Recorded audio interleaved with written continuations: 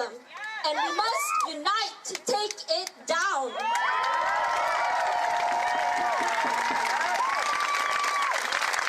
To my non-Black folks, I'm looking at you.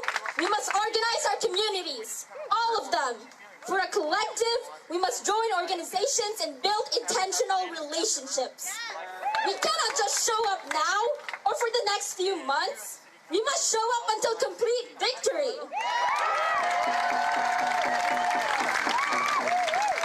We must resist Durkan's reformist attempts to dilute the outrage of the people. Instead of meeting our demands, Durkan continues to prioritize interests that only benefit the ruling class. We support the call to defund SPD and seize community control of the police, who have always protected the safety of the elite. To truly honor the life of Charleena Lyles and the countless Black lives lost to police violence and state violence, we must commit to a long-term, organized struggle for the liberation of Black people and all oppressed peoples. Only through unity and international solidarity can we defeat capitalism and U.S. imperialism. Only then can we create a new future. A future where people are put first over profit.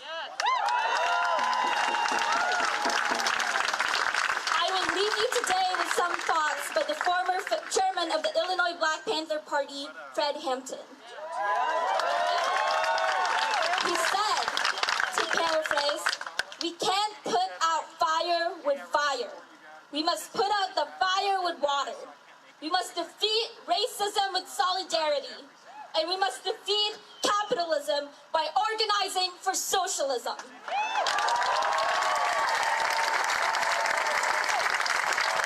For a future fitting for people, our families and our youth.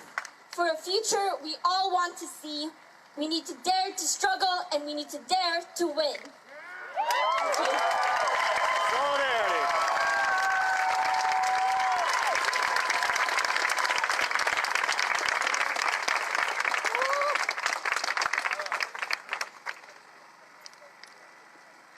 Thank you. We got more speakers lined up. Our next speaker is an educator. Give it up for our educators. When we say reinvest in community, we mean in education. We mean in public schools. Our schools have been underfunded. Let's defund the SPD and put them to education for our youth.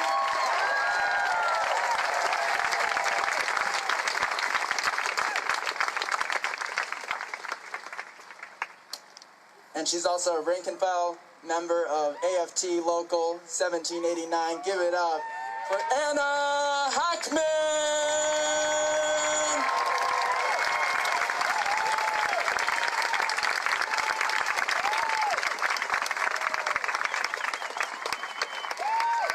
Hello, comrades!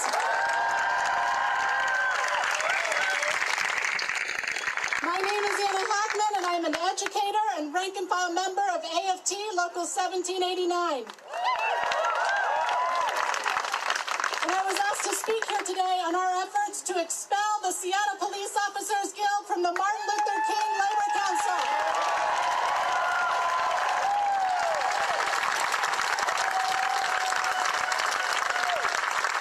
On June 17th, the council held a vote whether to expel SPOG from the Labor Council, which is a consortium of the unions of King County. They're supposed to represent worker interests as a collective, and we as union workers wanted to make sure they would meet our demands. We put our efforts behind this because we understood that the police have never been in the business of protecting us.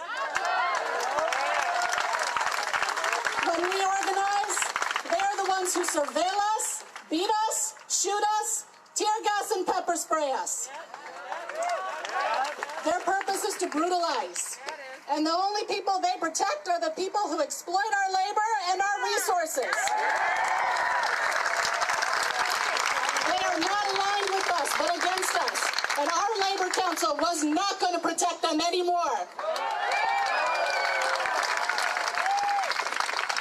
Days before that June 17th meeting, a group of union workers came together because we were tired of the Labor Council being on the wrong side of history.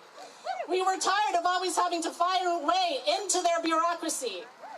We understood the gravity of the moment we are living in, and we had enough.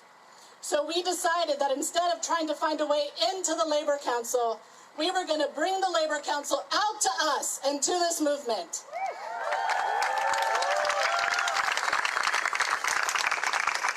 We were going to hold the Labor Council accountable for its role in protecting a murderous police force and hold it accountable to Black, Brown, and Indigenous lives. And on June 17th, we rallied. We brought the council out into the public, and we won.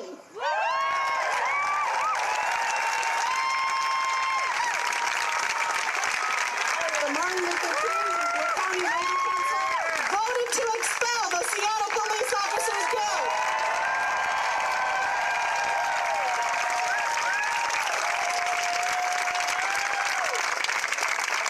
This was a historic victory for the labor movement, and what made it so remarkable was that there was no one leader. This was not a DSA victory. This was not the victory of a single union. This was a rank-and-file victory of unions across trades and workplaces.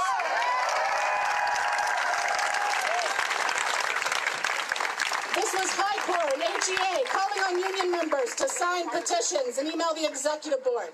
This was delegates coordinating with each other and their unions to increase our votes. This was rank-and-file workers like those of us in AFT pushing our unions to vote to expel. Our demands were not going to be ignored.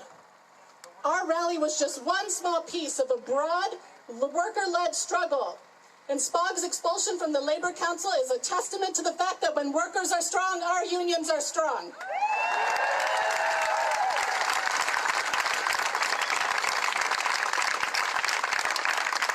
But more importantly, this is an important step in holding labor accountable to Black Lives Matter.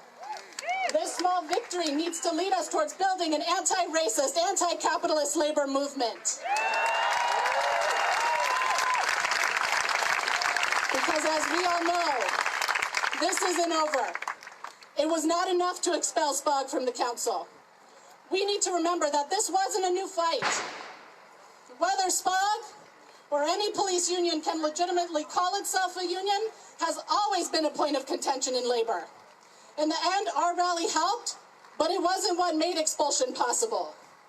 That credit goes to the Black and brown youth who have shown us a world without policing, who through CHOP gave us a literal reimagining of security and safety in the midst of a global pandemic.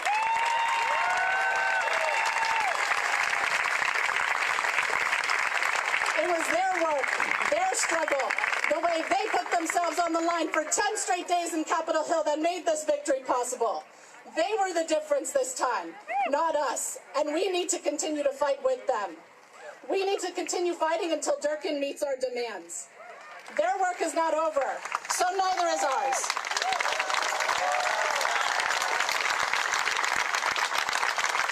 And that's why I call bullshit on Durkin's pitiful 5% cut to the SPD budget. The movement has shown us that we do not need police to keep us safe. The real people who protected and served us during this pandemic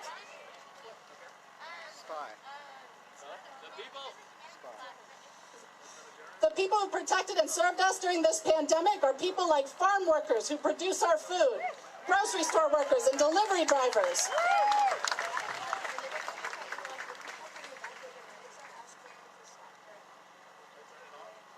Okay. Yeah. All right, it looks like something's going on in the back.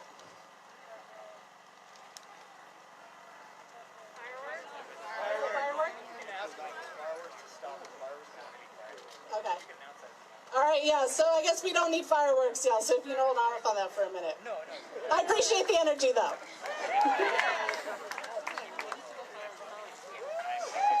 No fireworks for the moment, folks.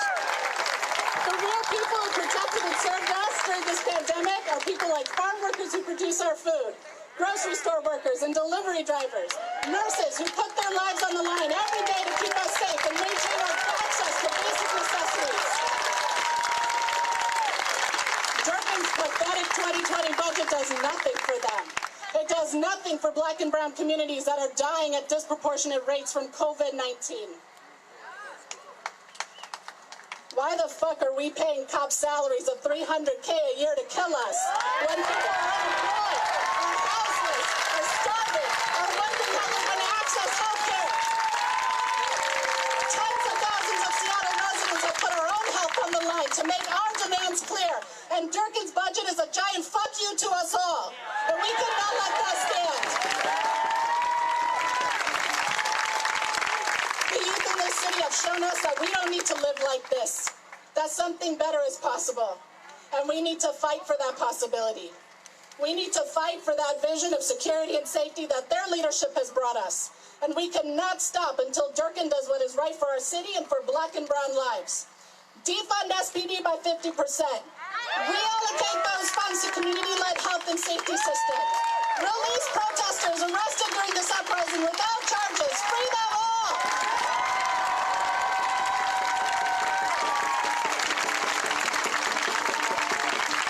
These demands move us towards the city we deserve.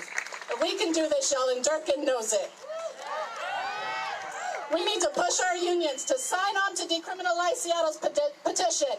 Reach out to your religious communities, your neighbors, spread these demands as widely as you can, and continue to show up for the youth who built this movement. Because when we fight, thank you.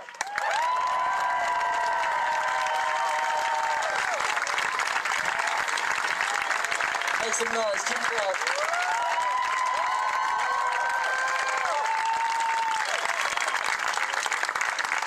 Now, I gotta tell you something.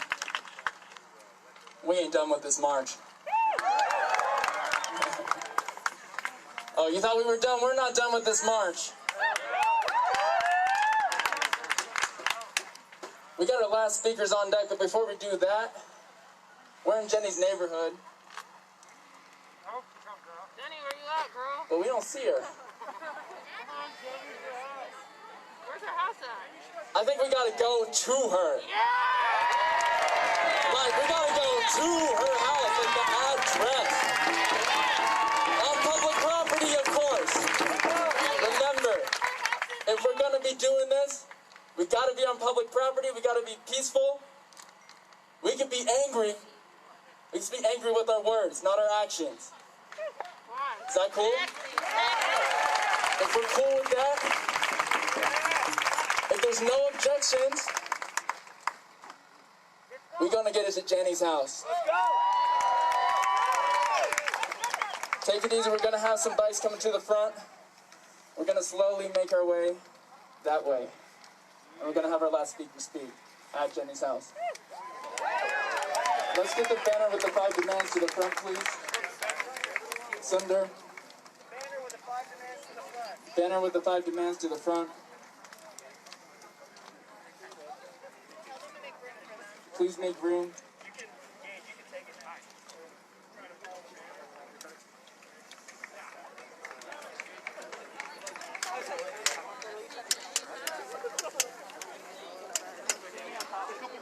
Yo, and if there are volunteers, we want a couple more people out here to carry the stage.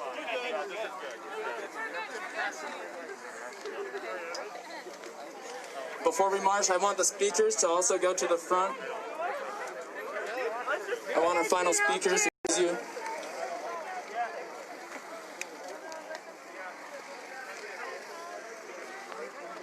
Speakers, please follow the actual speakers, follow this voice. Thank you for apologizing.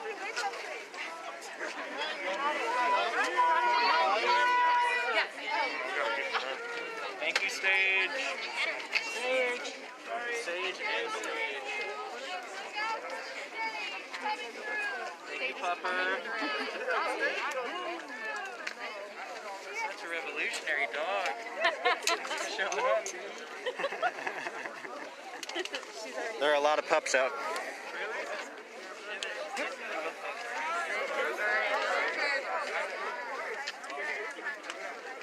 I wish you could smell the sage, y'all. It's a great smell. Yeah, I don't know what kind of plant that was. Sorry. It does smell like sauce. Maybe I should. Sage. Oh.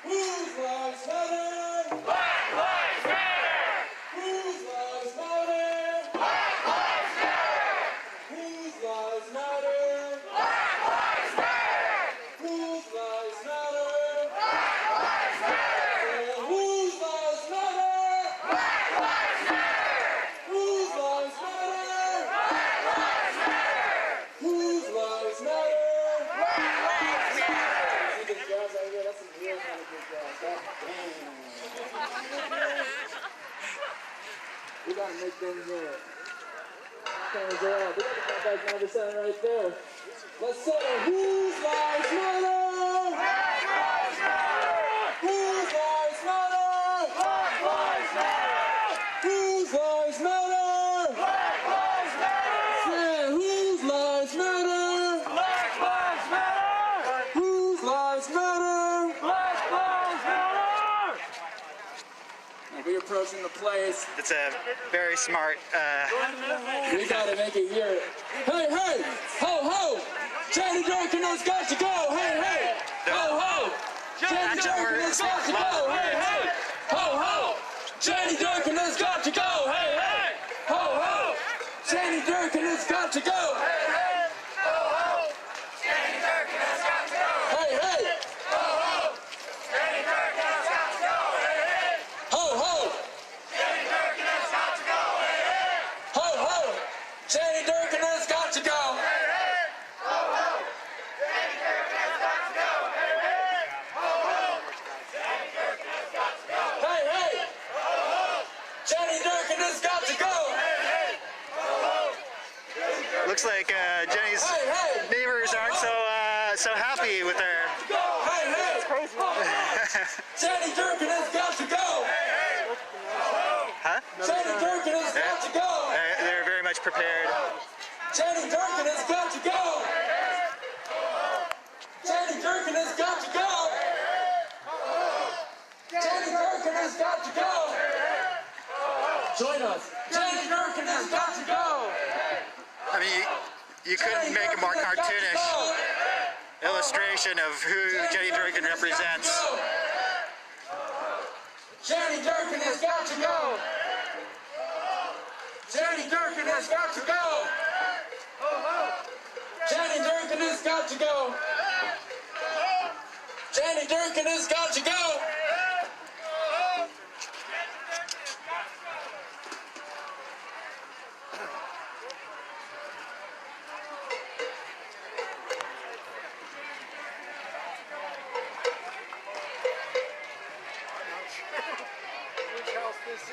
You want to put it right here? And stage to your left, stage to your left, stage people, Gage.